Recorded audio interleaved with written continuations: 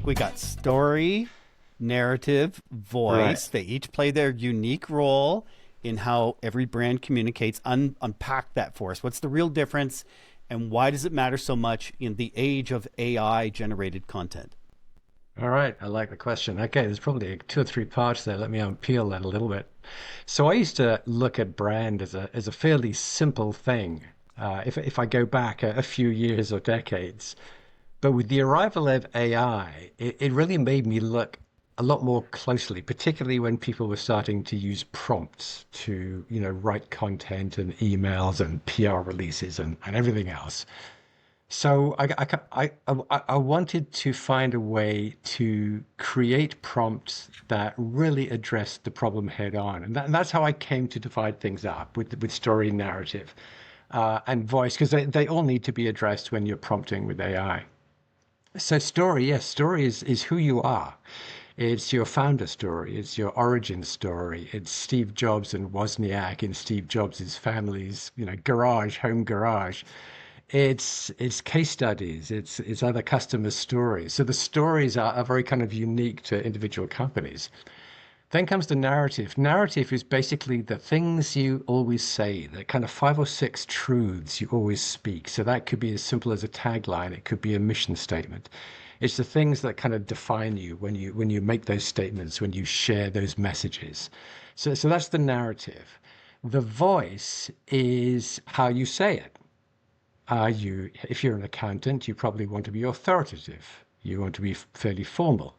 If you are a kind of teenage fashion company, your voice is going to be very different. So you've got to figure these things out. What is your story?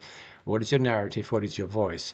And you need to figure them out because when you're prompting, if you prompt for just one or two, you're going to run into trouble. And that is one of the things that I'm trying to address head on is that most companies are heading into trouble because they write prompts for narrative. Here's what we're going to say.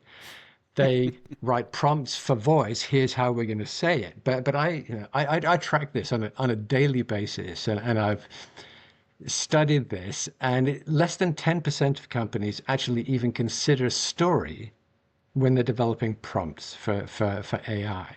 So as companies use AI to create content at scale, and some companies really do this at scale, they're running into all kinds of problems, particularly problems with their brand, because they're not addressing the full scope of story, narrative, and voice. Now, a lot of people have been talking about the productivity gains that comes from using LLMs like ChatGPT, and they're happily producing tons of content. And, all of a sudden we're swimming in this tsunami of AI generated content on LinkedIn and other channels. Now, what's the negative aspect of that in terms of losing that authentic brand voice through content generation? Because you earlier, when we had a conversation, you mentioned the term brand drift. Could you unpack that for us? What does that mean? What's the downsides of using AI? And also, a lot of people aren't going to give it up. So how can you still use it, but actually use it wisely to reduce brand drift? So brand drift there are so many overlapping things here. People are very, very sensitive to the brands they love and how those brands communicate. They're really part of our culture and part of our lives, the brands that we enjoy. And if you just go to large language models and you put in prompts, and maybe the first thing that happens is you fall into what I call the sameness trap. You're using the same large language model. You're using the same top 50 prompts you heard about on LinkedIn, or the top 20 prompts you heard about on Facebook, or wherever. And inevitably, the output begins to sound the same. And unless you're very careful with large language models, they are trained on everything. And their output is generally a kind of fairly general version of everything. It's not unique.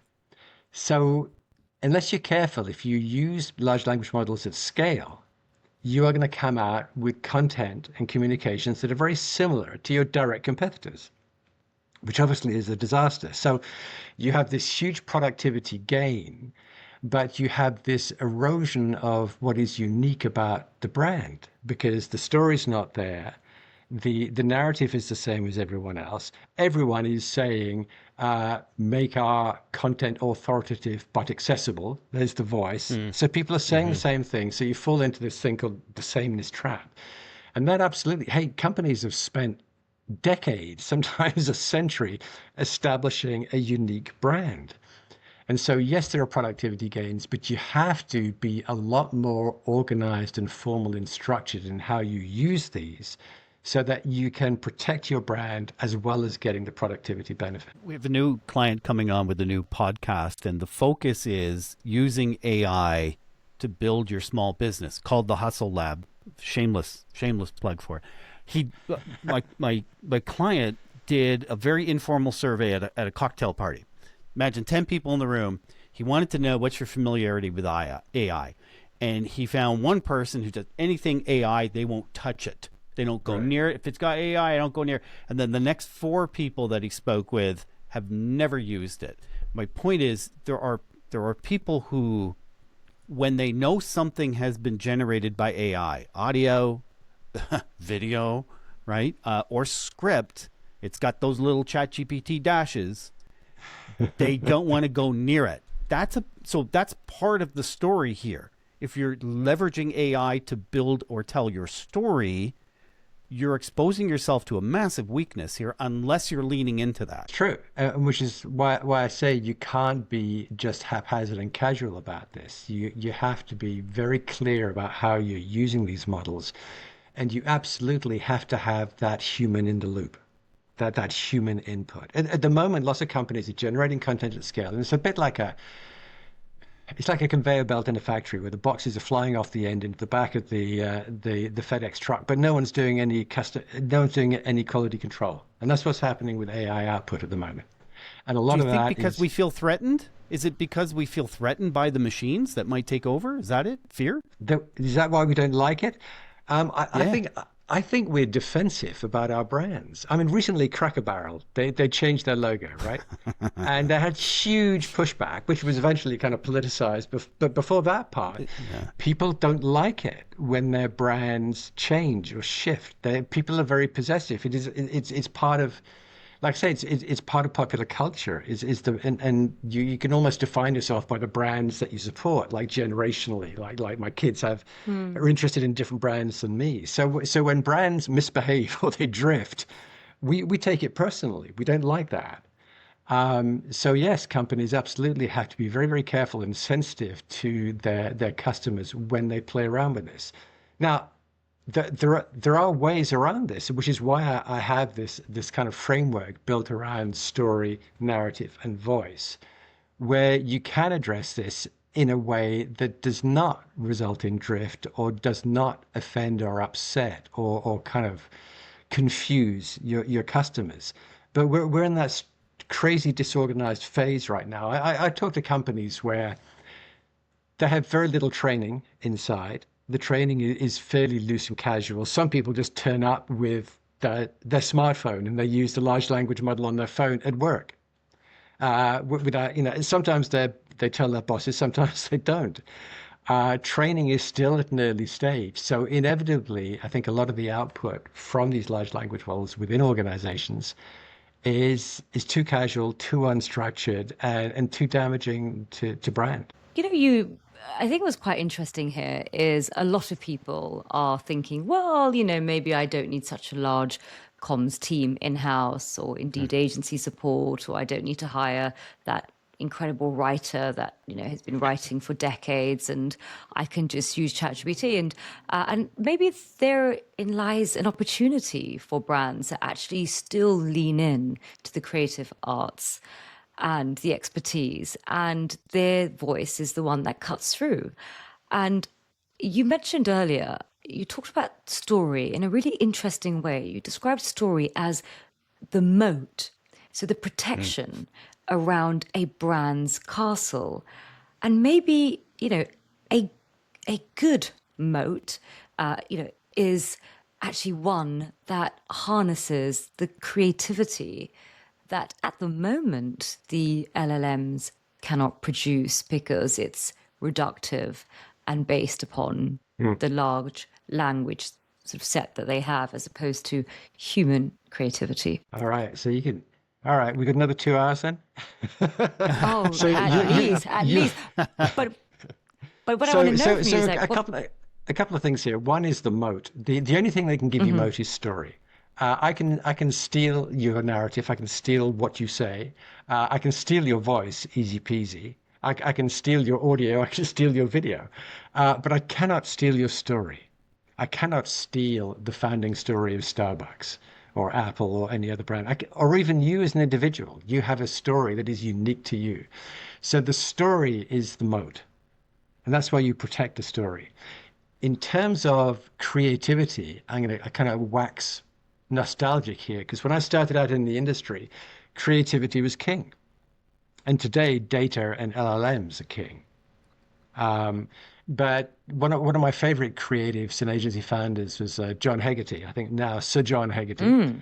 And he used to say that the thing about a brand is that it's unique in that it lives in someone's mind. It's where you get into somebody, the brand. That's why I say that we're sensitive to brand. We don't like brand misbehaving or changing, because it's in our minds. It's part of us. And if I go back, like my brands may have been Levi's and Coca-Cola when I was young. Young people today have different brands that defined that time in their lives.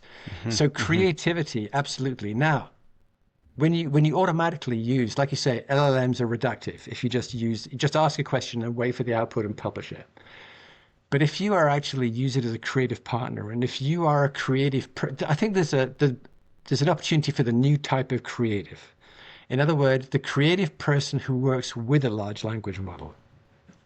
I get my large language models to be incredibly creative, and I play with them. The other day I had a dream, and there was this ridiculous phrase in my dream that made no sense to me as a human. And I put it into ChatGPT and I said, "What do you make of this?" And it came out with some really interesting observations. What was it? What was it? Oh my goodness, what was it? It was something to do with revealing patterns and history. It was some crazy phrase that made no sense, but it just popped into my mind as I was like waking up.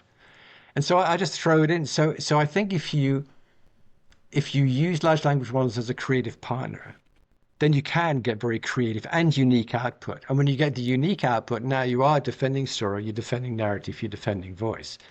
I think it's when you try to look at these models as an automatic solution to productivity increase, that's a problem. That's where you get the brand drift. That's where you get and people people get very upset when they feel that they're being misled. I think in your hometown, Farzana, was it Channel 4 did that documentary? Yes. Where right at the end they revealed the fact that the presenter was in fact an AI and not a real person. And a lot of people get very, very upset by that. They don't like to be fooled by that. Interestingly on that, there was a subreddit I read where somebody said, well, hang on, maybe it was a real person pretending to be pretending to be an AI. So I thought, oh my goodness, rabbit hole time. But yeah, people don't like it. So there's an opportunity for a new breed of creatives who work hand in hand. So they take what large language models are really strong with, but they tease it into more creative outputs. If my story is my most precious thing, which, as you've described, and I think you're right, it clearly is, it's important for me to get out in front and tell my own story. Right. How hard is it? I'm not going to say how do you do it. How hard is it when your story has already been told by others and it's influential? That's where the moat's on fire and it's impossible to put water in the moat. So wait a minute. I'm not understanding the problem. If you have a story that is successful and is being told, you can People are already telling my story, and it's like politicians. They want to tell their own story. Right. But others are already telling your story, and it's not the story you want out there. They're setting your moat on fire. You can't put water in a moat that's you can't fill it up. But I think when you're a company, disinformation. It's disinformation, or it's even if it's accurate information, it's portraying my blue sides when really I'm purple. I'm not completely blue. I think probably the secret weapon against all of that is actually to be more transparent. your own vulnerability, your own flaws, the things that other people don't talk about, and so that people can listen to you and think, "Oh my goodness, that's not what the other guy says," because the other guy's talking blue, blue, blue, and you're saying, "Well, actually, I'm a bit of a shit. I'm a little bit purpley, bluish," and so I think transparency, I think honesty are helpful in that regard. But also, I mean, you describe clearly it's a problem, and again, large language models are not going to help this because they're going to flood your message with their message. They're going to overlap your message so that your message becomes ordinary because people are hearing it 100 times instead of just once. Nick, thanks so much for your time today. You're welcome.